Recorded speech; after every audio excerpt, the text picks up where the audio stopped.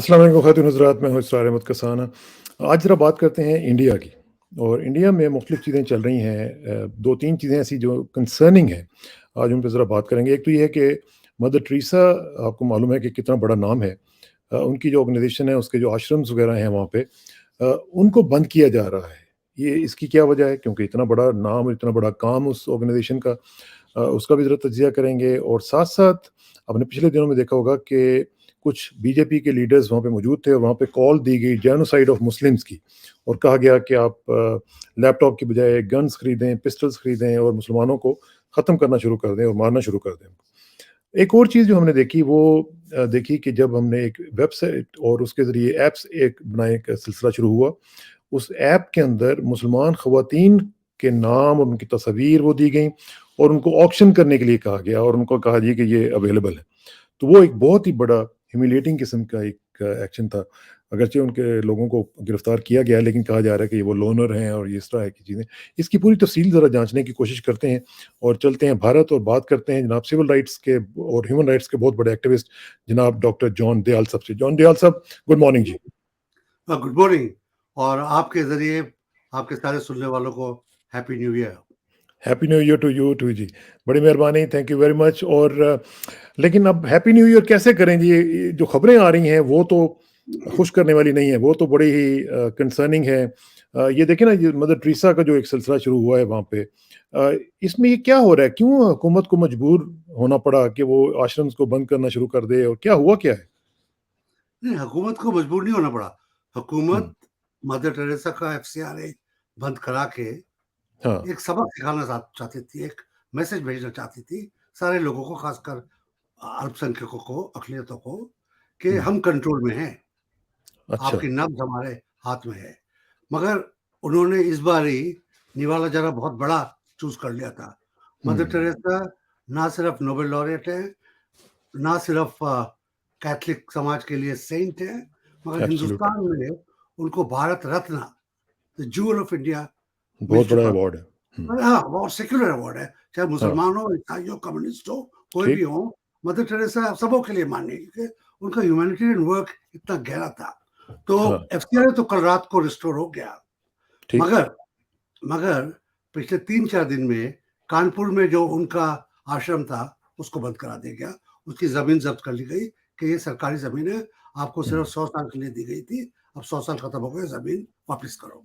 और और जगह पर उनके जो आश्रम थे, वहाँ से सरकार बच्चों को निकाल के सरकारी आश्रमों में और उनको बंद कराने की कोशिश कर रही है। तो कुछ लोग कोर्ट्स में गए हैं इसके खिलाफ। मगर ये जो हो रहा है, ये इसमें 3 बड़े ऐप हैं। एक तो है कि ठीक, आप मदर टेरेसा को हाथ लगा रहे हो और उनके ज़रिए सारी अक़लियतों को हाथ लगा रहे हो। दूसरा, आजकल कोविड 3 फिर पीक हाँ, पर है। हाँ, ठीक 15 बात। जनवरी से 15 फरवरी तक फिर पीक पर आएगा, पता नहीं कितनी बारी है। आज ही रिपोर्ट आई है कि पिछली बारी जो 4 लाख कह रहे थे डेड, असली डेड उससे 6 गुना है। ओए होए! हाँ, 4 ज़रब 6 कितने होते हैं? 24।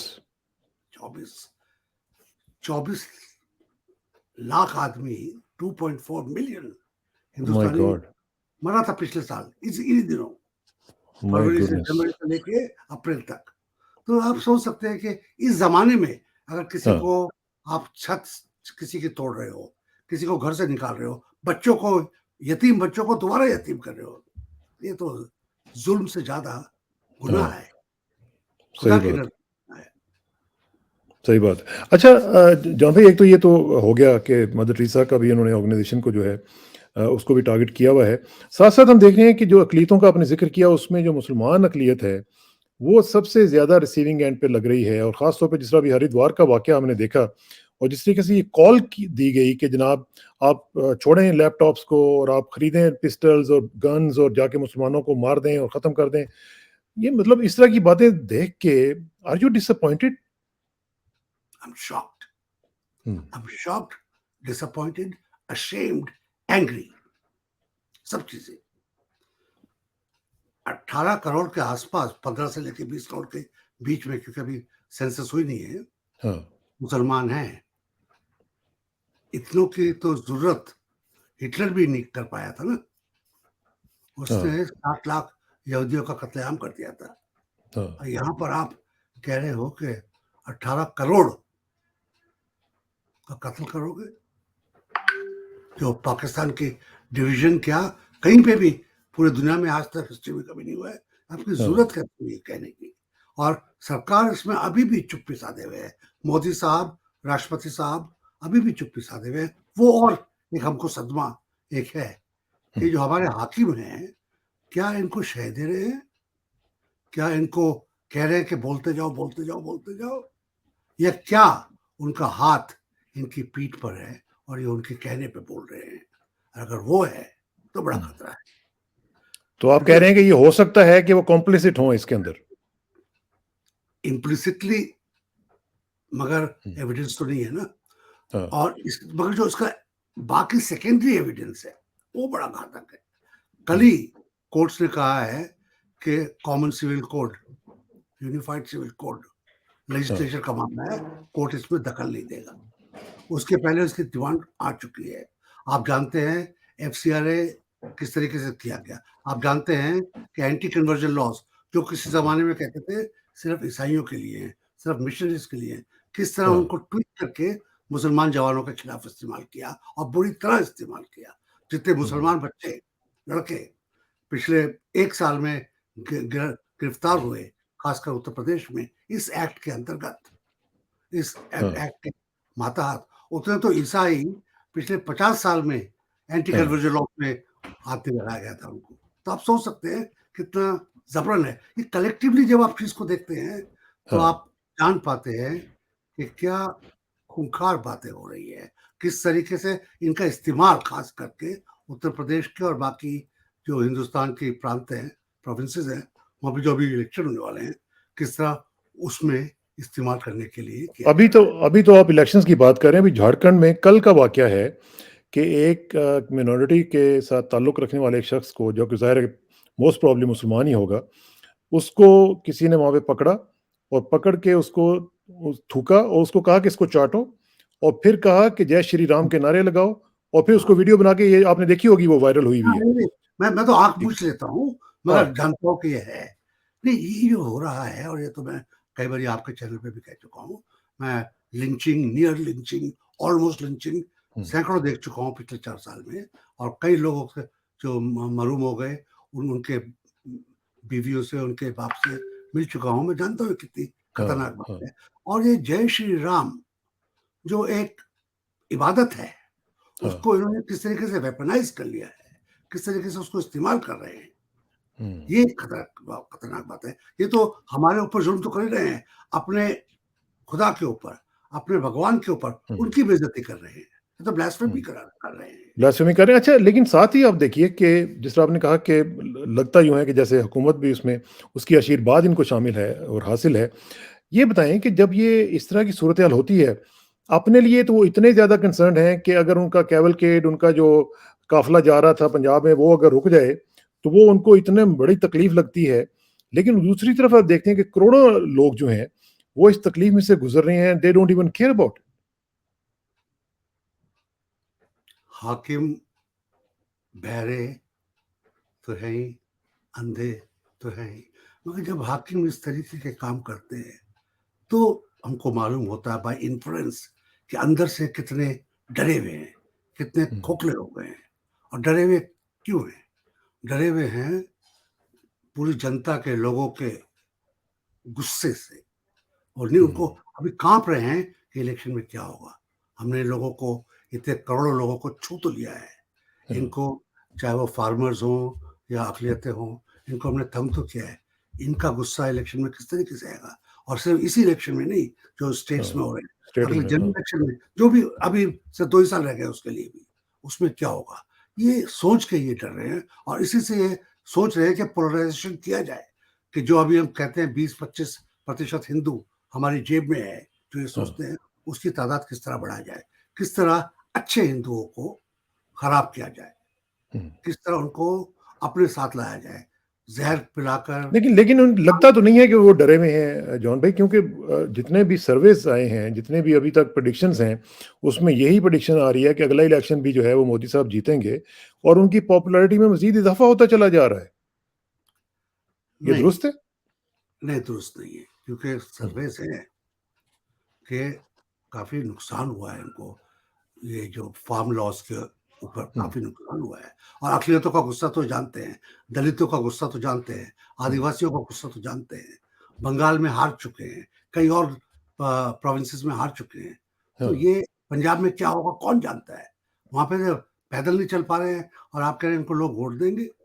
मगर दूसरी बात भी ठीक है कि जो हमला हम ज़ुबानी मोदी जी पर करते हैं या शाह हाँ, साहब पर करते हैं या आरएसएस पे करते हैं, हिंदू धर्म का वो तबका जो उसके पास और कुछ है ही नहीं सिर्फ धर्म के हाँ, अलावा, वो फिर अपने आप को कट्टरवादी और बनाता जाता है। ये बात तो सच हुँ, है।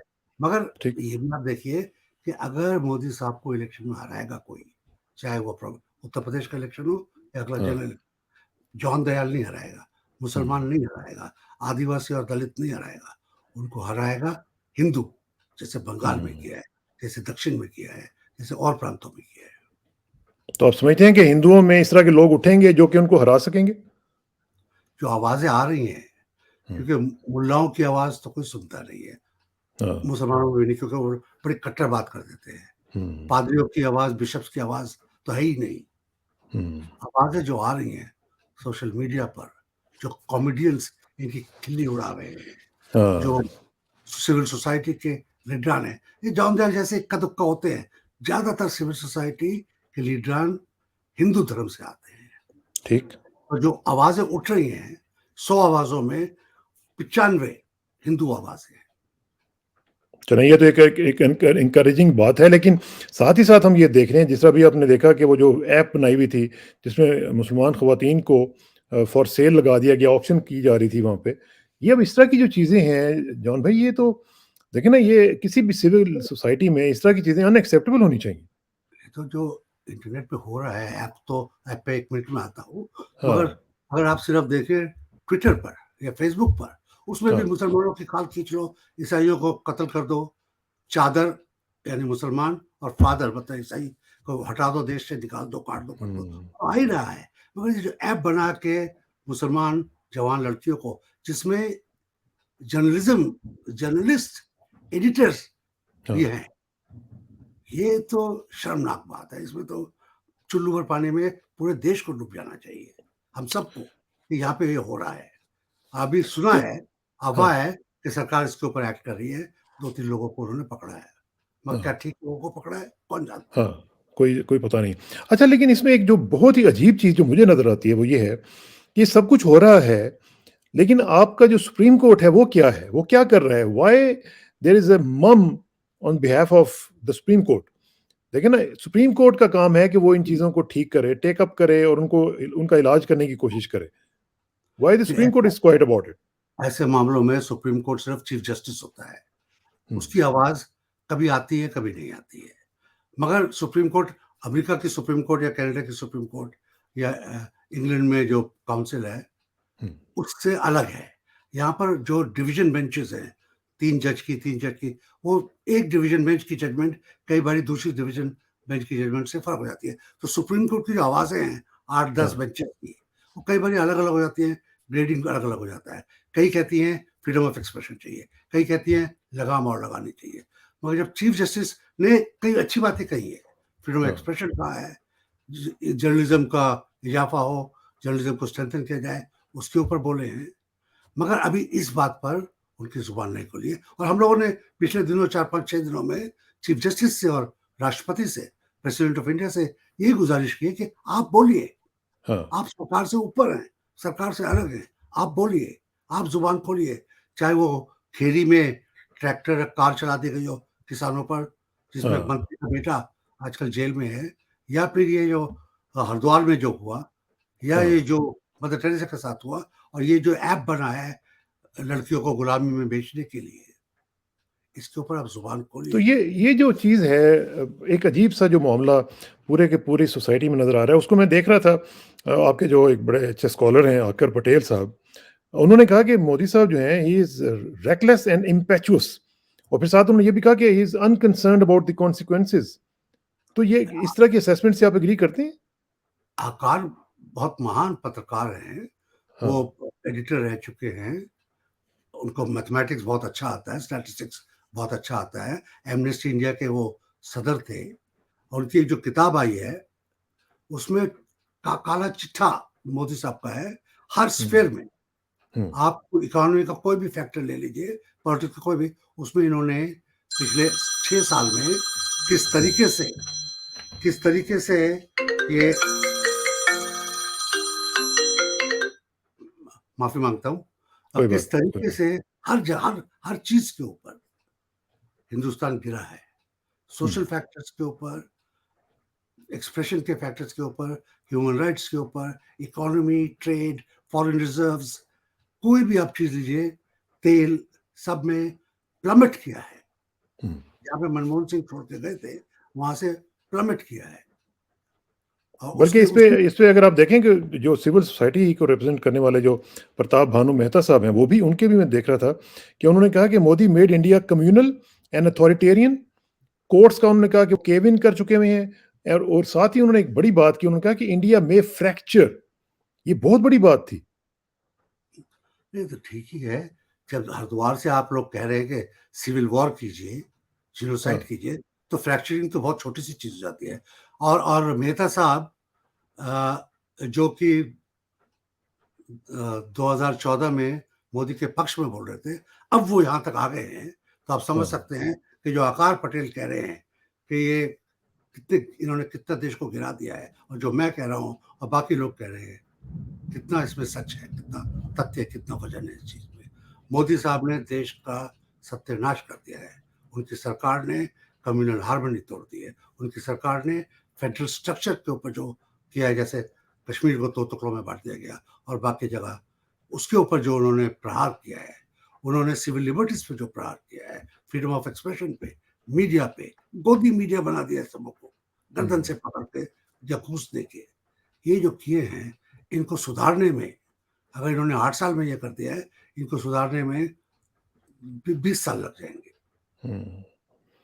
लेकिन अब आपको उम्मीद है कुछ कि इस तरह की चीज़ें जो हैं वो ख़त्म होंगी, और ख़ास तौर पे अगर कॉम्प्लिसिटी अगर देखा जाए तो उस लिहाज से, तो अगर गवर्नमेंट लेवल पे इन चीज़ों की बैकिंग हो रही है, आशीर्वाद है, तो ये तो इंतहाई खतरनाक है। तो इस सूरत हाल में आपको कुछ उम्मीद की किरण नजर आती है?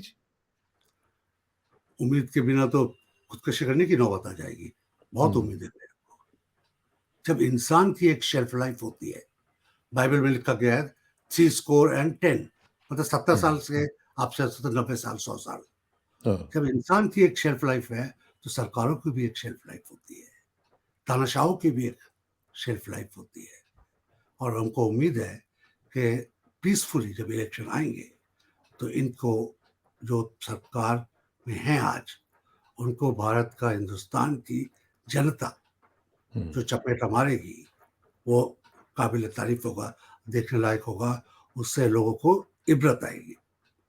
तो मिनॉरिटीज़ जो हैं, वो, उनके लिए आपका क्या मैसेज है कि वो अपनी जो उनकी एक रेजिस्टेंस है, या उनकी, आप कह लें कि जो उनके अंदर एक हिम्मत है, वो बांधे रखें? पहला सजेशन मेरे को जो माइनॉरिटीज को है, और जो मैं लिख के बोल के हर रोज देता हूँ, शांति बनाए रखिए। इलेक्शन के अलावा सरकार बदलने का, रेजिम चेंज का और कोई तरीका नहीं है, मगर दिल खड़ा रखिए, रीढ़ की हड्डी सख्त रखिए, डरिए मत। हम सब आपके साथ हैं, और अल्लाह, खुदा, ईश्वर आपके साथ है। बेशक, बेशक। बहुत बहुत शुक्रिया जान भाई। अल्लाह ताला करे कि जो आपने बात की है उसको हम मटेरियलाइज भी होता हुआ देखें, और जल्दी देखें, क्योंकि जो भी मैसेज हमें वहाँ से मिलते हैं, यकीन माने कि हम अगरचे बाहर हैं, लेकिन हमारा दिल जो है वो दुखता है। और अल्लाह करे कि मामलात अच्छे तरीके से हल हो सकें, और हम अच्छे पीसफुल इलेक्शंस की तरफ बढ़ सकें। बहुत बहुत शुक्रिया आपका जी। Thank you very much for your time. बहुत शुक्रिया।